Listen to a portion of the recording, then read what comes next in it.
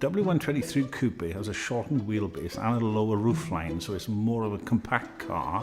It was a particularly attractive vehicle and stylish, with all the windows down and the sunroof open, and you pretty well nearly got a convertible car then. And they were pretty well loaded up with all the extras you could have: the leather interiors, the ABS brakes, the air conditioning systems. Very attractive to the United States market, where they had even the turbo diesel versions over there. It was an expensive, exclusive model, and I think that gets confused amongst 123s, where people think of a W123 saloon as being a Beirut taxi. The coupe was never that sort of car. You know, it was a much more expensive and exclusive car.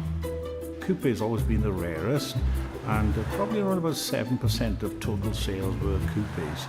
The saloon cars started at a basic entry-level vehicle, which would be a 200, a four-cylinder car, and that car was around about £6,000, £7,000 sterling in the late 70s. But the coupe started at around about £11,000, and if you wanted a top-of-the-range car, 280, it went on, and you could put as many extras as you wanted. It could be 3 times the price of a saloon car. Restoration of coupes has become of more interest as the cars have gone up in value, and they really have. In the last 2 or 3 years, they've doubled and trebled in value, and it's extremely difficult to find good ones now, and the restoration of them is expensive, and it is difficult. I mean, I've been restoring them for more than 30 years, and there's still difficulties with it. There are very few parts in the cabin of a coupe that are similar to a saloon. The doors are different, the chrome trims are different, even the mirrors are different. It does share the same engines, but the exhausts are different, everything on a coupe, even the petrol filler cap is completely different to a saloon. All that's been rebuilt back up. The availability of parts is not good anymore. So the restoration of them is expensive and extremely difficult, which is why the value of really good low mileage ones and ones that have been restored has rocketed up over the last couple of years. I think the golden rule in buying a coupe, or if you're interested in looking for a coupe, is you must buy the very, very best you can, or leave them alone. Really good W123 coupes are far rarer than some very expensive sports cars like Pagodas and 300s and sports cars from the 60s. You can find them anywhere. You can buy a classic car magazine. If you want a Pagoda SL, there's as many as you want there. But to find a really beautiful coupe in either original mint condition, low mileage, or fully restored is extremely difficult. And that is one of the reasons pushing the values of them up now.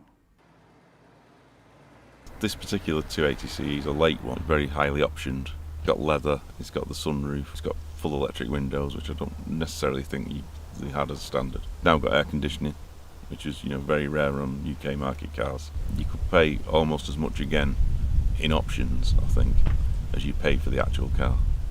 And there was a lot of different things you could have on it. I think the only thing that you've not got on this one is the two-tone town and country horns, which is very rare because I don't think I've ever seen them on anything else. Somebody who was buying a W123 coupe, a 230 or a 280 CE, was looking at it as a long-term purchase, I suppose. Was probably going to keep it longer. One of the reasons being because it cost more, probably couldn't afford to replace it as often. I've had the car for 30 years, and what's not to like about this model W123 280 CE coupe?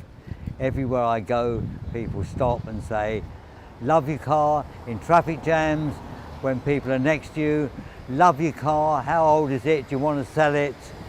And it's just a nice car to drive. Until you've driven one doesn't realise how nice it is to drive. I have a bit of a weakness for classic Mercedes cars. I really do like them, and I really do like the convertibles. And I've been lucky enough to own some of those. However, here in London, where the weather isn't always great, to have a convertible which I'd have to park on the road is not ideal. So when I was looking for a car, I thought, what gets me close to having a convertible experience whilst actually having a closed car? So then I looked at this coupe with the pillarless feature, which means you really open it up, as you can see now, and then if on top of it you open the windows, then you really do feel like you've got the wind in your hair, if you have any hair. You've only got to look at the numbers you still see on the road compared to anything else, and still being used as daily cars compared to anything else. It just says it all, really. They're still there and they're still being used, and they'll still be there for a long time to come. They're almost too good to be a classic car. Some of the funny classic cars is the fact that they're not competent, whereas these are almost too competent to be a classic car, which is a good thing, obviously.